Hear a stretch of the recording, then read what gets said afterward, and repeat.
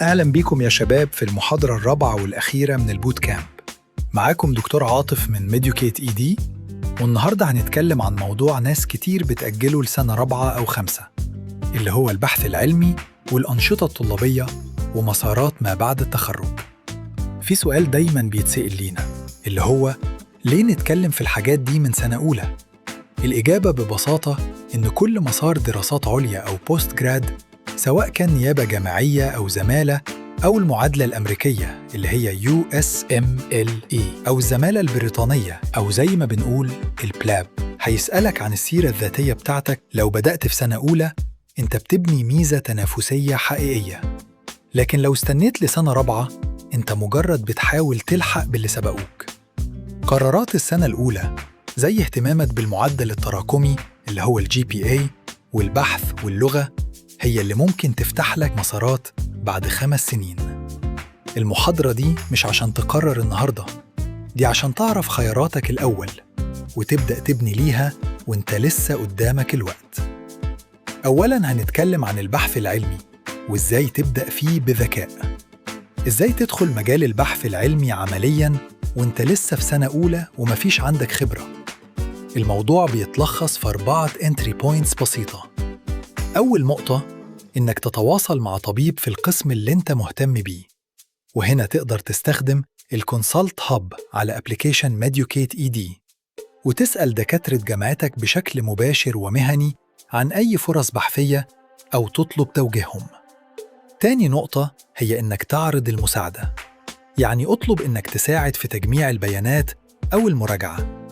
دي مهمة مش محتاجة خبرة جبارة، بس هتدخلك المجال. ثالث نقطة هي إنك تنضم لنادي المجلات العلمية أو الجورنال كلاب في الكلية عشان تتعلم إزاي تقرأ وتفهم الأبحاث وتتناقش فيها. ورابع نقطة إنك تقرأ ورقة بحثية أو بيبر واحدة كل أسبوع عشان تعود نفسك على لغة الأبحاث من دلوقتي. ولما تبدأ تشتغل وتعمل أول بحث في أماكن تقدر تنشر فيها، زي المارج جورنال من ميديوكيت ED، واللي هي جورنال للبحث الطبي المفتوح مصمم لنشر بحوث طلاب الطب في مصر والمنطقة. ودي فرصة حقيقية إن اسمك ينزل على بيبر. وهتلاقي برضو على الجورنال ماتيريالز وريسورسز كتير تقدر تستخدمها وتتعلم منها. وتقدر تجوين الريسيرش بروجرام المقدم من ميديوكيت ED على حسب الليفل اللي يناسبك، وتتعلم وتنشر مع دكاترة وطلاب حوالين العالم في جامعات ومستشفيات كبيرة. ننتقل للأنشطة اللي خارج المنهج. إزاي تقرر تنضم لنشاط ولا لأ؟ قبل أي موافقة اسأل نفسك 3 أسئلة فلترة. أول سؤال هو كم ساعة أسبوعياً هيستهلك مني؟ تاني سؤال هو هل هيتعارض مع وتيرة الموديول ودراستي؟ وعشان تضمن إن ده ما يحصلش تقدر تعتمد على السكادجول انجن بتاعنا اللي بيرسم لك خريطة واضحة لمواعيد محاضراتك وامتحاناتك على مدار السمستر عشان توزن وقتك صح. وتالت سؤال هو النشاط ده هيضيف لي إيه بعد 3 سنين من دلوقتي؟ لو الإجابات مش مرضية السؤال نفسه بيقولك ترفض. الأنشطة اللي قيمتها فعلاً عالية وبتبني مهارات وعلاقات هي النوادي العلمية في الكلية والتطوع في مستشفى أو في نشاط مجتمعي.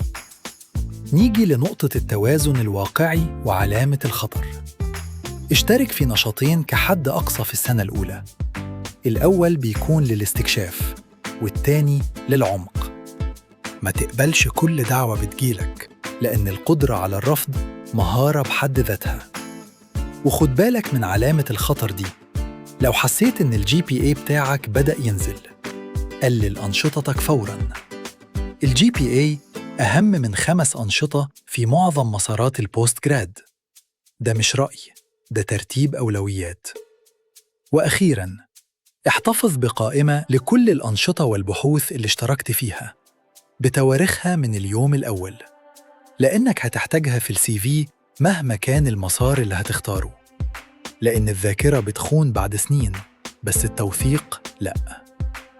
ثانياً هنتكلم عن مسارات ما بعد التخرج والصورة الكاملة. بما إننا عرفنا إزاي نبني الCV، تعالوا نشوف إيه هي ال8 مسارات اللي هتحتاج السي في ده ونفصلها عشان تكون الصورة واضحة. المسار الأول هو طبيب وزارة الصحة، وده التعيين الحكومي العادي بعد سنة الامتياز. الحد الأدنى المطلوب هنا هو اجتياز امتحان مزاولة المهنة بس، والجي بي اي المرتفع مش مشروط هنا. ده يعتبر خيار مستقر للي عايز يدخل الممارسة الفعلية بأسرع طريق. المسار الثاني هو النيابة الجامعية أو الأكاديميك ريزيدنسي، وده التخصص الأكاديمي جوه الجامعة المصرية نفسها، إنك تتعين معيد أو نايب. المنافسة هنا بتكون شديدة جداً.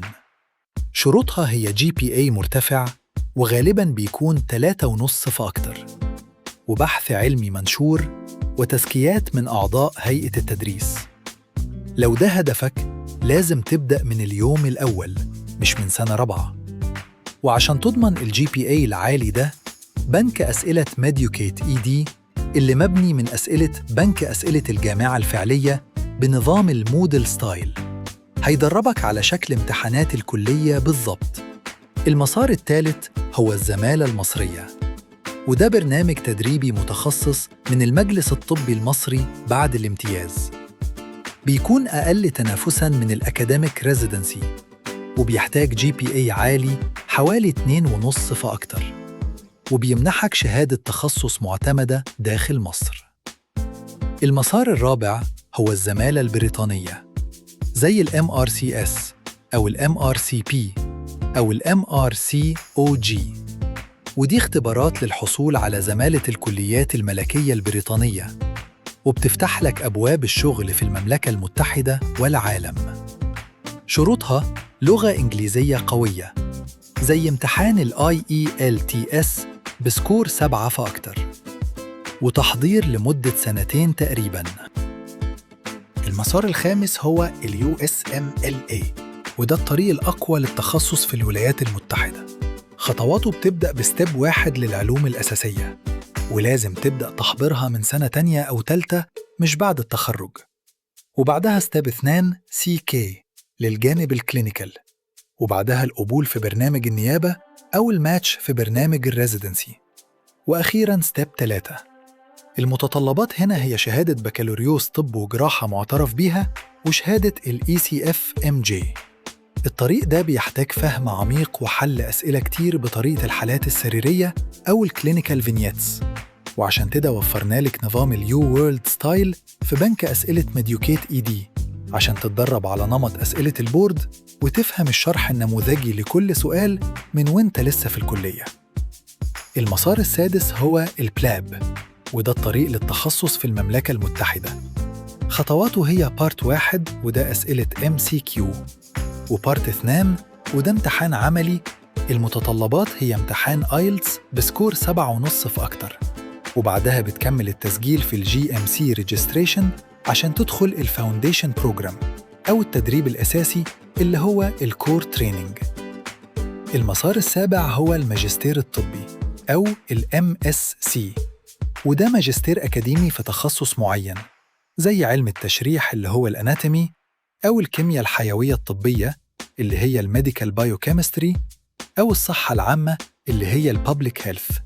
وممكن تبدأوا بعد البكالوريوس مباشرة في بعض الجامعات، وبيفيد بشكل مباشر في الأكاديميك ريزيدنسي والبحث العلمي. المسار الثامن هو إنك تكون طبيب زائر أو تعمل observership، ودي تجربة سريرية في مستشفيات أجنبية. ما فيهاش رواتب، بس بتديك خبرة حقيقية وخطابات توصية أو letters of recommendation قيمة جداً. ودي غالباً الخطوة الأولى لعمل الماتش للهجرة الطبية بشكل عام، ومحتاجة CV قوي وجي بي اي محترم ورسالة قبول. ثالثاً هنعمل مقارنة سريعة بخصوص الجي بي اي والبحث العلمي عشان نلخص كل ده. تعالوا نقارن المسارات دي من حيث أهم حاجتين. بالنسبة للجي بي اي المطلوب، طبيب وزارة الصحة محتاج أي جي بي اي بس. التخصصات القوية محتاجة جي بي اي كويس. النيابة الجامعية محتاجة أوائل الدفعة. الزمالة المصرية محتاجة جي بي اي كويس، أحسن من الصحة وأقل من نيابة الجامعة. وفي المعدلات الأمريكية والبريطانية، المهارة ودرجات الامتحانات أهم من الجي بي اي نفسه، رغم إن الجي بي اي الكويس بيحسن فرصك. والماجستير بيختلف حسب الجامعة. وبالنسبة للبحث العلمي، مع طبيب وزارة الصحة الموضوع غير مشروط. في الأكاديميك ريزيدنسي بيكون ضروري وأساسي، وفي المعادلة الأمريكية بيكون مفيد جداً جداً في الماتش، وفي المعادلة البريطانية بيكون غير مشروط، وأخيراً في الماجستير بيكون أساسي.